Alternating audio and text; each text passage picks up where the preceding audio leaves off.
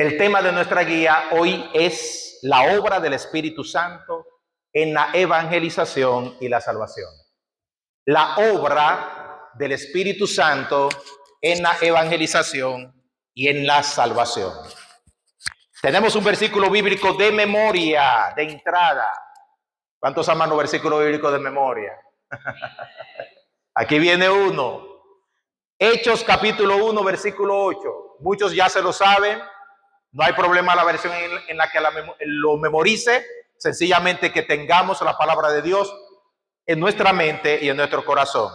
Lo repite conmigo: pero recibirán poder cuando el Espíritu Santo haya venido sobre ustedes y me serán testigos en Jerusalén, en toda Judea, en Samaria y hasta lo último de la tierra. Repetimos: pero recibirán cuando y me serán testigos.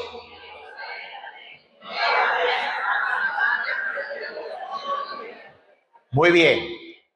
Ese texto es de memoria de la guía número 3. Y déjeme decirle, haciendo un paréntesis, por qué estoy utilizando una versión de la Biblia más actualizada que la Reina Valera 1960, que es mi versión de la Biblia favorita, dicho sea de paso. Y casi todos los versículos que me sé de memoria son de esa versión, porque pertenecen a la generación de la cual yo me convertí en el año de 1980. Estoy utilizando una versión más avanzada porque, aunque para nosotros suena como poquito, usted sabe, como evangélico, cristiano, el utilizar vosotros, vais, id, etcétera, cuando usted sale ahí afuera, hermano, la gente no entiende ese idioma. ¿Me entienden lo que quiero decir? La Biblia en 1960 fue traducida mayormente por nuestros hermanos españoles y ellos le metieron el acento español a toda la traducción de la Biblia. Entonces nos suena hasta que evangélico y religioso cuando decimos id por todo el mundo y predicad el evangelio. Pero cuando usted le habla de predicad y de id a una persona que nunca ha oído de Biblia, lo miran raro y piensan: ¿y qué comió este? ¿Y por qué me está hablando así? Pero cuando usted le dice vayan por todo el mundo y prediquen el evangelio, entonces le suena más al lenguaje de curso que nosotros utilizamos. Nada de malo en utilizar cualquier versión de la Biblia, nada de malo, hermanos, pero para actualizarnos y para ir a un mundo que no entiende bien ciertas cosas, mejor utilizar una versión que sea lo más cerca al lenguaje que ellos también utilizan. ¿Se entendió lo que dije? Por eso estoy utilizando la Reina Valera 2015. Bien, hermanos, comencemos diciendo que la evidencia primordial de que una iglesia y un creyente viven el poder del Espíritu Santo es que habla lenguas, que hace milagros, maravillas y prodigios. Algunos que están prestando atención están diciendo: pero eso no es lo que dice aquí. No, de acuerdo a Hechos 1:8 y otros versículos que vamos a ver, la evidencia primordial de que un creyente o una iglesia están en el poder del Espíritu Santo es su capacidad, su habilidad y determinación de dar testimonio de Cristo para que los perdidos se conviertan y vengan a Jesús. No estoy diciendo que lo otro sea malo, al contrario, es bueno y podríamos decir buenísimo. Pero la razón por la cual Jesús dejó a la iglesia en esta tierra es para que cumplamos con la gran comisión. Quizá esto no está de acuerdo con la idea de algunos otros hermanos que dirán que estamos aquí para adorar, estamos aquí para alabar a Dios, pero yo no veo ningún sentido en que la iglesia exista en este mundo solo para adorar y para alabar, si lo pudiéramos hacer mejor en el cielo. ¿Alguien me entiende lo que quiero decir? Si el propósito suyo y mío es adorar y alabar a Dios, mejor que nos lleve a su presencia y estamos allá con los ángeles adorándole y alabándole. La razón principal por la que Dios dejó la iglesia en esta tierra es para que cumplan esta bendita, maravillosa comisión que Él nos ha dejado de meter al cielo a tantas personas como nosotros podamos, de llevar a la gloria a tantas personas como nosotros podamos y que se junten con nosotros allá en el cielo y estén con nosotros celebrando por toda la eternidad. Esa fue la primera y principal razón por la cual el Señor dejó a su iglesia y la comisionó. Vamos a recorrer algunos pasajes en la Escritura y vamos a ver, hermano, cómo necesitamos regresar al modelo de la iglesia primitiva, de una total dependencia del Espíritu Santo para cumplir con la gran comisión. Mire lo que dice Hechos capítulo 2, verso 4. Lo lee conmigo, primer versículo en su material. Todos fueron llenos del Espíritu Santo y comenzaron a hablar en distintas lenguas como el Espíritu les daba que hablaran. Lo primero que ocurrió en Hechos capítulo 1, versículo 8, cuando el derramamiento del Espíritu Santo se produjo, fue que los discípulos recibieron una capacidad sobrenatural, milagrosa de parte de Dios, de hablar la palabra de Dios, de manera que los que estaban ahí, que no sabían ni el idioma de los discípulos, ni los discípulos el idioma de ellos, escucharan el evangelio y las maravillas de Dios. No sabemos exactamente cómo ocurrió ese milagro. Algunos teólogos dicen que fue de una manera, otros que dicen que fue de otra. El tema es que posiblemente los discípulos estaban diciendo algo y digamos que Nelcy habla francés, digamos que tía Neta hablaba inglés, digamos que mi esposa hablaba italiano y lo que yo decía, mi esposa lo entendía en italiano, lo que yo decía lo entendía tía Neta en inglés, lo que yo decía lo entendía mi hermana en francés. Esa era una posibilidad. La otra posibilidad, de acuerdo a teólogos, es que cada uno de los discípulos comenzó a hablar en un idioma en particular. Unos comenzaron a hablar, por decir una idea, chino, otro comenzó a hablar francés sin nunca haberlo estudiado. Uno comenzó a hablar en otro idioma y en otro idioma y en otro idioma, y dice la palabra que la gente se maravillaba porque escuchaban a estos hombres que solamente sabían hablar griego, que les declaraban la palabra de Dios en su propio idioma. En otras palabras, cuando el Espíritu Santo desciende para investir de poder a la iglesia, lo hace, hermano, con un propósito de que la iglesia en primer lugar cumpla con el propósito de Dios de que el evangelio fuera escuchado por aquellos que no conocían a Cristo. Ese fue el primer milagro y la primera investidura del Espíritu Santo. Ahora, en Hechos capítulo 1, versículo 8, no fue cuando la iglesia y los creyentes recibieron el Espíritu Santo. No fue ahí. Los creyentes recibieron el Espíritu Santo en Juan capítulo 20, cuando el Señor le dice a los discípulos, reciban el Espíritu Santo. Y se lo concedió en ese momento. Pero cuando Dios le habla o Cristo le habla a la iglesia, no le dice que les va a enviar el Espíritu Santo. Mire lo que dice el texto y léalo con mucho cuidado. Ustedes recibirán, no el Espíritu Santo. ¿Qué van a recibir? Poder. Poder.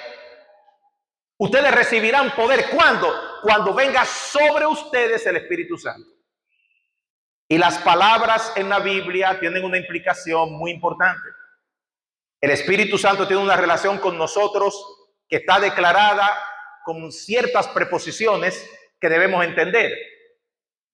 La Biblia dice que el Espíritu Santo está en nosotros, habita en nosotros, somos templo del Espíritu Santo.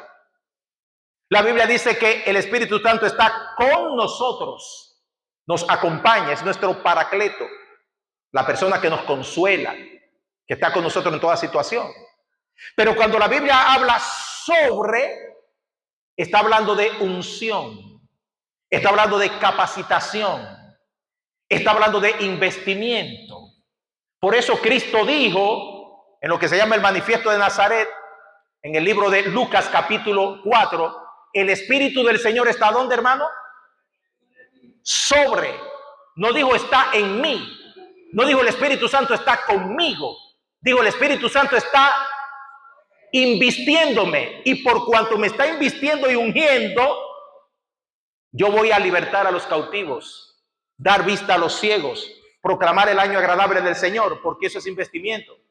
Eso mismo es lo que recibe la iglesia. Ya el Espíritu Santo los discípulos lo tenían desde el libro de San Juan capítulo 20. Pero aquí Cristo le dijo, ustedes van a recibir poder para cumplir con la gran comisión. Hermano, la iglesia tiene poder. La iglesia tiene autoridad. Cuando usted predica en el evangelio en el parque y usted habla esa palabra bendita de Dios, no es un discurso vacío. Cuando usted explica el plan de salvación, no es solamente ir punto por punto y párrafo por párrafo diciéndolo lo que una persona pudiera leer en un libro de texto o ver en un video de YouTube. Usted está declarando el poder, la gloria manifestada del Evangelio de Cristo. Y los demonios tiemblan ante eso. Porque no son palabras nada más. Es poder de Dios para salvación. Mira lo que dice ese otro texto, capítulo 4, verso 8. Entonces Pedro, lleno del Espíritu Santo, les dijo: gobernantes del pueblo y ancianos. Pedro, hermano, cuando usted ve a Pedro aquí en el libro de los Hechos, capítulo 4, usted recuerda antes de Hechos a un Pedro que negó al Señor, a un Pedro ambivalente que le cortó la oreja a uno en un acto de violencia, a un Pedro que dijo: aunque todo esto te negaren, yo no te negaré. A un Pedro que no sabía ni leer ni escribir, un hombre del vulgo, un hombre sin educación, sin preparación, pero con la investidura del Espíritu Santo, hermano, este hombre predica la palabra. Y en el primer mensaje pentecostal, de Hechos capítulo 2, 3,000 personas son conmovidas, sacudidas, compungidas, rindidas a Cristo, preguntando qué tenemos que hacer para ser salvos. Porque aquel hombre, perdónenme la expresión, bruto, de repente saca de donde la gente no sabe que tenía y predica en el poder de Dios. Y las almas son convencidas y vienen a los pies de Cristo. Y lo mismo pasa en el capítulo 4 del libro de los Hechos. La gente escuchó el mensaje, pero no solo escuchó un mensaje. A través de ese mensaje fluyó el poder de Dios para transformar las vidas. Mire lo que dice el próximo versículo, capítulo 4, verso 31 del libro de los Hechos. Cuando acabaron de orar, el lugar en donde estaban reunidos tembló. Y todos, ¿qué pasó, hermano, con todos? Fueron llenos del Espíritu Santo. ¿Y qué hicieron llenos del Espíritu Santo? Hablaban la palabra de Dios con valentía. En la Reina Valera del 60 dice: y hablaban con denuedo la palabra del Señor. ¿Qué necesita hoy en día más que nunca la iglesia del Señor? Ser llena del Espíritu Santo. Ser llena de la unción y del poder de Dios. Para que nuestras palabras no solamente sean palabras, programas, sino que fluya Dios a través de ella. Y hermano, esto no es circunstancial que haya temblado la tierra en ese lugar. Como dice la canción de mi esposa: cuando le alabas, las cadenas tienen que caer. Y cuando predicas, hermano, los perdidos se tienen que convertir. Si predicas en el poder del Espíritu Santo de Dios. Si predicas en la gracia de Dios. Porque este evangelio no es de nosotros. Este evangelio no nos lo inventamos nosotros, no es nuestra palabra, no es nuestra influencia. Cuando la gente es convertida a Cristo, es porque el Espíritu Santo hace un proceso en sus corazones. Usted es un instrumento, usted es un canal nada más. Pero usted no puede, hermano, escúchame bien lo que le voy a decir, evangelistas, para que entendamos bien dónde estamos parados. Usted puede tener el mensaje correcto, pero si no tiene la unción correcta, fracasa en el evangelismo. Fracasa en el evangelismo. De donde es mejor pasar más tiempo en la presencia de Dios, orando, clamando, buscando investidura del poder de Dios, que pasar mucho tiempo tratando de convencer a alguien. A veces usted puede pasar horas y horas y horas hablándole a una gente, y ¿qué va? Se ponen más duro mientras más usted le habla. Pero cuando usted está lleno del poder y de la gracia de Dios, hay otra influencia. Hay otra influencia. Mire el testimonio de Esteban, pero Esteban, capítulo 7, verso 55 del libro de los Hechos, lleno del Espíritu Santo y puestos los ojos en el cielo, vio la gloria de Dios y a Jesús que estaba de pie a la diestra. ¿Quién era Esteban, hermano? ¿Alguien recuerda? Fue un mártir.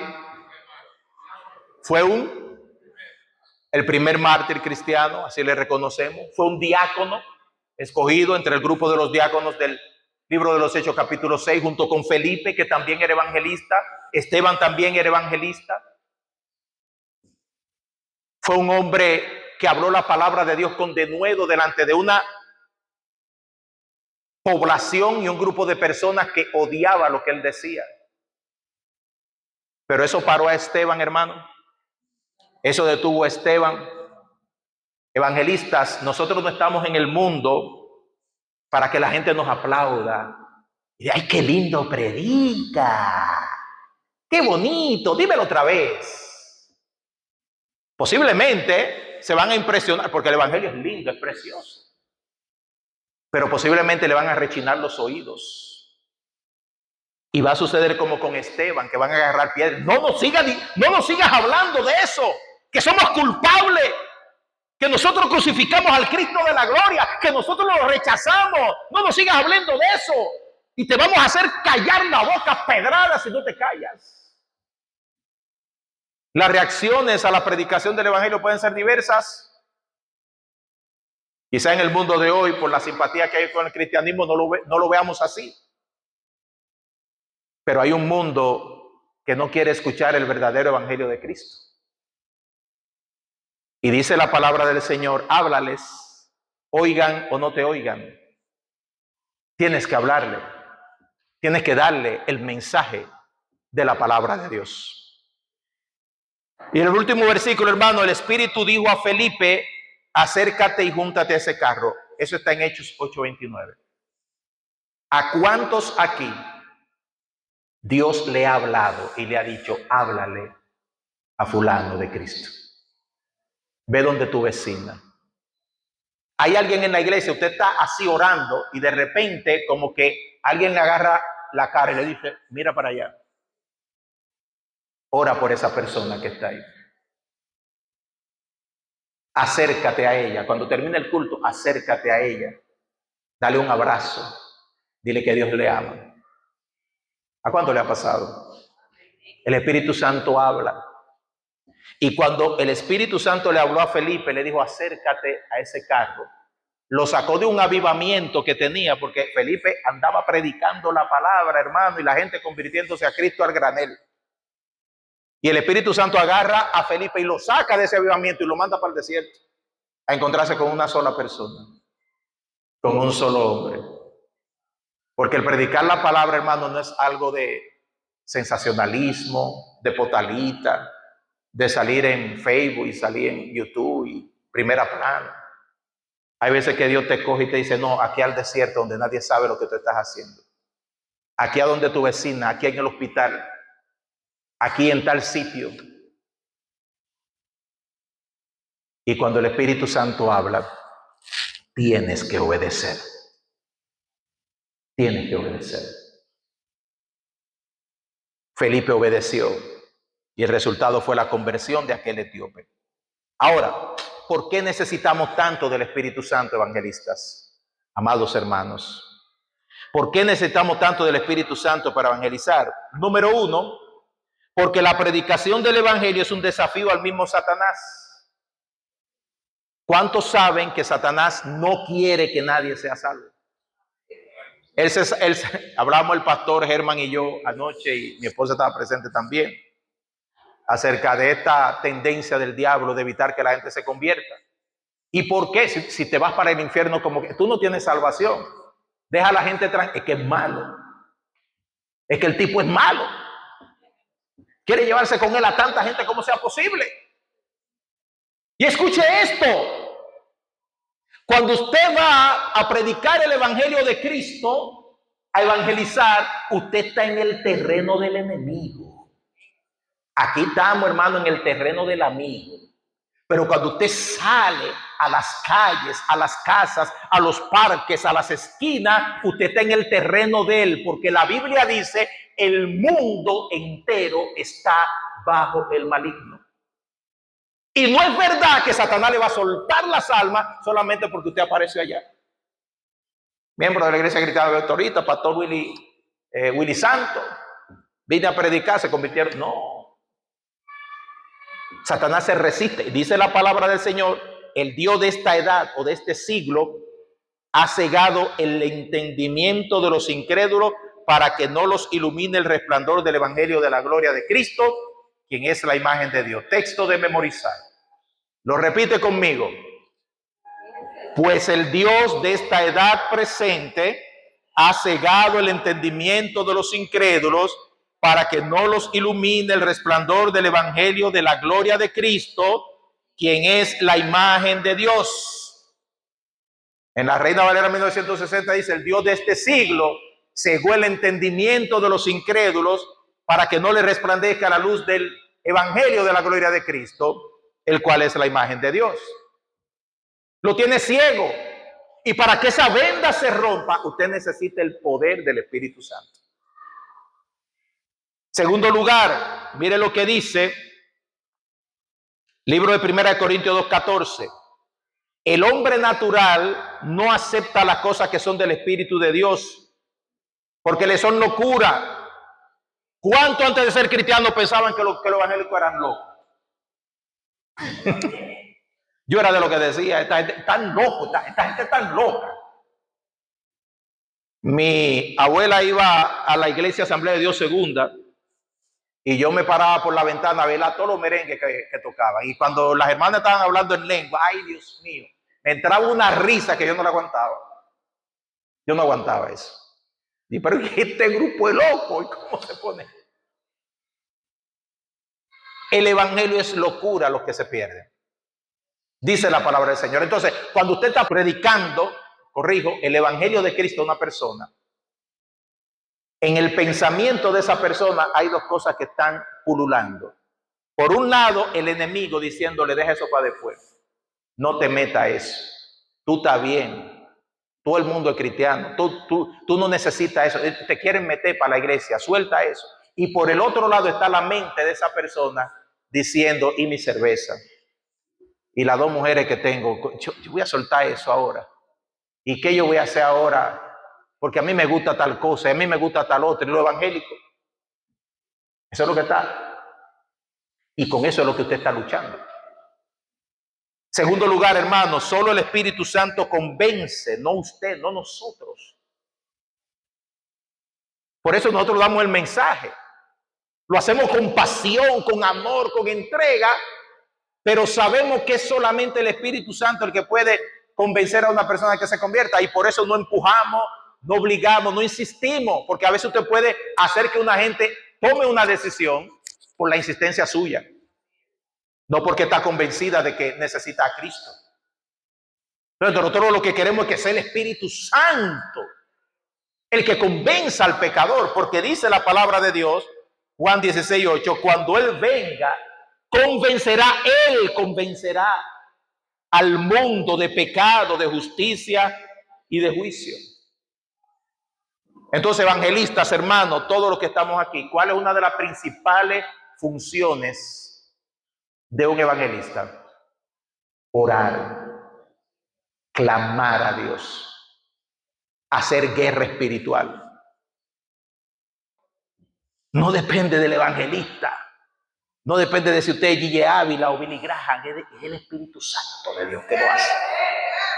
Y si usted no pelea por las almas perdidas de rodillas, y si usted no le habla a Dios de los hombres, es muy difícil que le pueda hablar a los hombres de Dios. Usted tiene que pelear la batalla espiritual en el Espíritu Santo para que esas almas rompan. Pero miren, muchas cosas que hay que romper para llegar a los pies del Señor Jesucristo. Por último, hermano, la salvación es una obra del Espíritu Santo. Otro versículo para memorizar, son 4. Juan 3, versículo 5, dice, respondió Jesús, de cierto te digo, que a menos que nazca de agua y del Espíritu, no puede entrar en el reino de Dios. Ese versículo es para memorizar. En su versión de 1960 dice, de cierto te digo que el que no nace del agua y del Espíritu no puede entrar en el reino de Dios. Entonces, ¿qué necesita la gente, hermano? Nacer del Espíritu Santo. que ese nacimiento sea provocado por el Espíritu de Dios, que esa salvación sea provocada por el Dios que da la salvación. No depende de nosotros, depende de Dios. Primera de Corintios 3:6, nuestra tarea es sembrar, regar, no hacer germinar. Yo planté, dijo Pablo, Apolos regó, pero Dios es el que da el crecimiento. Dios es el que da el crecimiento. Pero óigame esto, usted no puede ser conformista cuando se trata de predicar el evangelio. Hay personas que he escuchado decir, ya yo di el mensaje, problema es de ellos, se van para el infierno, se van para el cielo. Eso no fue la manera en que Cristo vino a este mundo a morir por nosotros. Si usted de verdad ama a las personas, ama a la gente, hermano, hay gente que hay que llorarla para que venga Cristo. Hay gente que hay que meterse con Dios y sentir el dolor de alguien que se va a ir a la condenación como si nosotros fuéramos los que nos vamos a ir a la condenación. Hay que hablarle a la gente con el corazón en la mano, que sientan el amor de Dios a través del amor que usted le comunica. Porque si no hay eso, estamos cumpliendo, hermano, pero no estamos amando. Y el Señor necesita que nosotros amemos a cada persona que no conoce a Jesucristo y se lo mostremos. Por último, hermano, la importancia de confesar a Jesucristo. Sin confesión no hay salvación, no hay perdón de pecados. Cuando una persona entiende el plan de Dios para la salvación y es convencida por el Espíritu Santo, es importante guiarla a que confiese. Muy importante, hermanos. Hablamos de que una persona debe confesar, pero no significa que usted le pida a una persona que comience a hablar de su vida privada, personal, sus intimidades, cuestiones que hizo en el pasado. Esa oración de perdón de pecado, la persona la puede hacer de una manera íntima, personal, solamente entre ella y Dios. Ahora, la confesión de pecado entre ella y Dios es necesaria para el perdón de los pecados. Pero lo que dice aquí la palabra del Señor es que la salvación es una combinación de ambas cosas. Confesión de pecados a Dios y confesión de Jesucristo a la humanidad. Nosotros no creemos en una salvación secreta, en una salvación que nadie sabe, en cristianos que nacieron cristianos y siempre han sido cristianos, o cristianos que han sido cristianos toda la vida y un día en el cielo vamos a llegar y alguien nos dirá, yo siempre soy cristiano y yo nunca se lo dije a nadie y ahora estoy aquí en el cielo contigo. Eso no existe. Eso no lo hay. ¿De dónde lo sacamos? Primera de Juan 1:9, memorización, hermanos. Primera de Juan 1:9. Si confesamos nuestros pecados, Él es fiel y justo para perdonar nuestros pecados y limpiarnos de toda maldad. Entonces, esa es una oración condicional. Si confesamos nuestros pecados, Dios nos perdona. Y si no confesamos, ¿qué pasa, hermano? ¿Hay perdón de pecados si no confesamos? Es condicional. Si confesamos, hay perdón. Pero si no confesamos, no alcanzamos el perdón. Romanos 10:9, que si confesares con tu boca que Jesús es el Señor y creyeres en tu corazón que Dios lo levantó de los muertos o de entre los muertos, serás salvo. Hay que confesar los pecados a Dios, pero hay que confesar con mi boca, hablarlo, decirlo, que Jesucristo es mi Salvador, que Jesucristo es mi Señor. Y en último lugar, Mateo 10:32-33, por tanto, a todo el que me confiese delante de los hombres, yo también lo confesaré delante de mi Padre que está en los cielos. Y a cualquiera que me niegue delante de los hombres, yo también lo negaré delante de mi Padre que está en los cielos. Ustedes entonces, ¿por qué insistimos en que si una persona recibió a Cristo, lo dé a conocer? No necesariamente la vamos a subir al púlpito para que diga, yo me convertí a Cristo.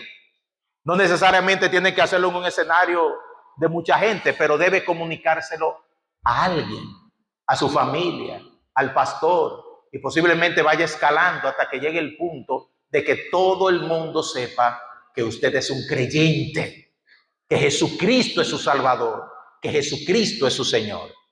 Porque dice la palabra que del lado de Dios, confesión por confesión, negación por negación. Y eso no ha cambiado desde el momento en que fue escrita la palabra del Señor. Amados, hasta aquí la presentación del tema evangelismo y nuestro entrenamiento en cuanto a evangelizar. No quiere decir que esto sea lo único, pero este es el fundamento, esta es la base para que como iglesia sigamos adelante y podamos implementar el plan de Dios para la salvación de las personas. ¿Alguna pregunta? ¿Alguna duda? ¿Alguna inquietud? ¿Algo que no se entendió? Si se entendió todo claramente, amén. Mire, hermano, yo he visto viejitas, y perdónenme la palabra viejitas, ganar a personas que hoy en día son unos luminares como evangelistas, como conferencistas. Y a esa gente nadie pudo llegarle con el evangelio. Pero llegó una mujer llena del Espíritu Santo de Dios, que le dijo a ese hombre 2 o 3 palabras y le explicó la palabra de Dios de manera que él no la había escuchado antes. Y esa persona se rindió a Cristo. Porque otra vez no es elocuencia, no es capacidad humana, no es mucha teología y estudio de seminario. No, es sencillamente abra su corazón a Dios. Pídale a Dios que le dé palabra para darle a las personas que necesitan de Jesús. Agarre su Biblia, su propia Biblia. Tome la palabra y déla con pasión, con amor, con entrega, bañada y regada con oración. Y usted verá bendición de Dios en almas que van a venir a los pies de Cristo. La va a contar, porque la palabra de Dios no vuelve a ir vacía. Vamos a hacer el cuestionario, hermanos, y llegamos hasta aquí, concluimos. Así que hagan su cuestionario. Cada uno de ustedes tiene ahí las preguntas que corresponden. Quiero decirles, en la última página está el cuestionario de esta noche. Quiero decirles que es buena idea que a su material y a su folder usted le ponga su nombre. A su material y a su folder póngale su nombre. Póngale su nombre. ¿Puedo entregarle el del martes? El del martes, si estudiaste el material, no, si lo estudialo primero y entonces lo contesta. Sí. Okay. ¿Entonces está la pregunta? Sí, en la última página, exacto. Sí. Tarea para la próxima semana: presentar el plan de salvación a una persona, entrenarse en presentar el plan de salvación. Ok, ¿cuántos recibieron el cuestionario de la guía número 2? ¿Cuántos la recibieron ya? O sea, lo recibieron para atrás, corregido. ¿Algunos de ustedes tuvieron algunas observaciones de preguntas que no contestaron correctamente? ¿La observaron? Se le hizo una X y se le puso una notita. No se sienta mal con eso. Es que queremos asegurarnos de que usted sabe lo que tiene que saber. La pregunta que muchas personas no respondieron correctamente, escuche esto, fue la pregunta: ¿la muerte espiritual es qué cosa? ¿Qué es muerte espiritual? Hablamos de 3 muertes: muerte física, muerte espiritual y muerte eterna. Algunas personas confundieron la muerte espiritual con la muerte eterna. Muerte espiritual, ¿qué es? ¿Alguien me puede ayudar? Separación de Dios. Aunque una persona esté viva, si está separada de Dios, está muerta en sus delitos y pecados. La muerte eterna es cuando la persona muere sin Cristo y va definitivamente a la condenación eterna. Si usted no tiene esa pregunta correcta, por favor corríjala en su material para que tenga la verdad de Dios correcta en cuanto a esta enseñanza.